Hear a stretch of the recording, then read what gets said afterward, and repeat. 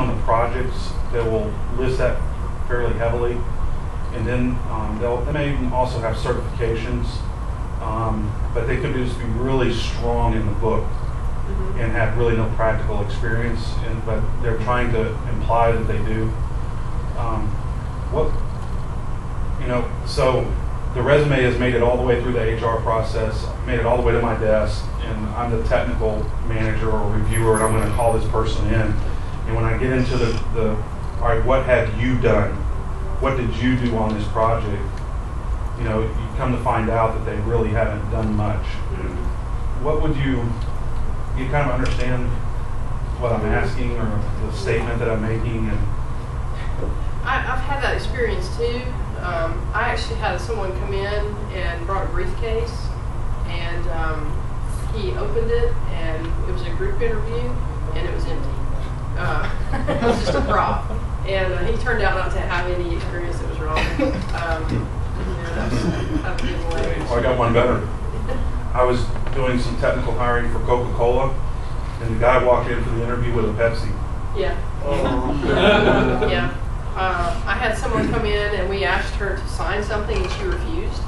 And she was too embarrassed to tell us that her arm was broken and she did not wear her sling because she didn't want to come in with a broken arm and she couldn't write.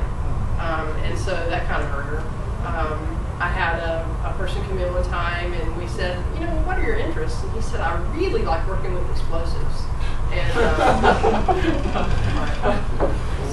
but in that particular situation, I guess I would be hoping that the cover letter explains the fact that the person doesn't have direct job experience, but has a lot of academic experience and is ready to take on, new experience. So you put it in the cover letter? I would be honest about that in the cover letter. I think it's far better to be honest and say, in an appropriate, conversational way, I don't have direct work experience yet, but my academic experience makes me more than qualified and I'm ready to take on new challenges, something like that.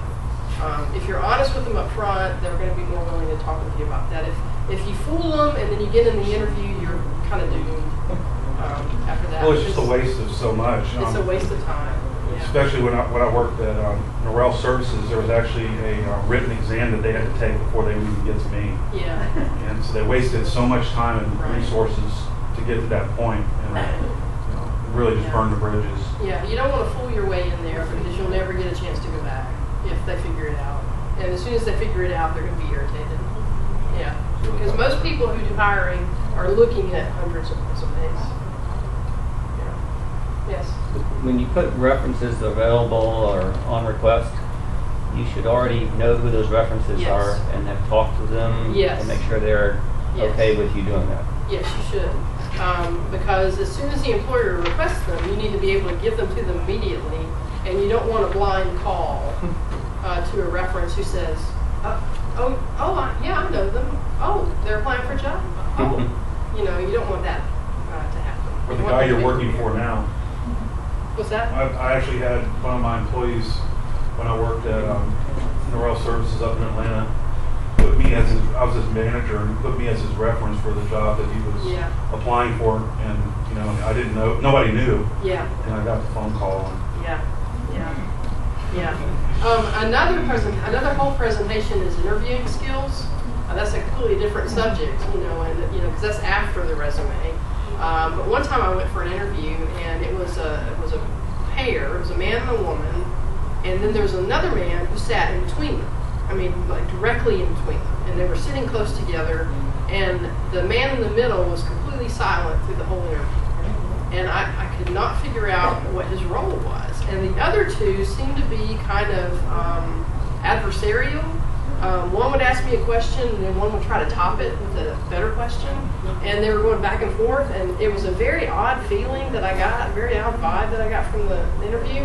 And when the interview was over, the man on this side said, Mr. So-and-so is going to talk to you about the human resources requirements for the job. And then I realized he was the HR guy. So the man and the woman left the room and left me with the HR guy. And so I said to him, I really didn't understand who you were. I'm glad to know that you're human resources. And he said, I'm here to keep those two from tearing each other apart. And I said, oh, And okay, and I was afraid to ask, and he went on and said they just got divorced, but they're still working at the company, and they still have joint responsibility for hiring. And I'm here to make sure nothing bad happens. And so I walked away from that job, and I thought I don't want to work for those people, you know. Wow.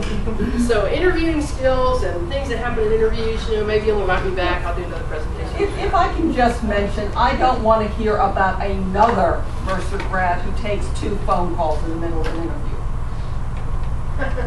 Because I've heard of one recently. And I would like to believe you all have more sense than to pull your cell phones out at an important time like that. Don't worry about the board. Yeah, Okay, we're playing it, don't worry. Oh, yeah. I teach in here next hour. I'll take care of it. Okay. Thank you. All Thank you, right. though. Yeah, I can tell you lots of stories, but yeah. Any other questions? Thank you.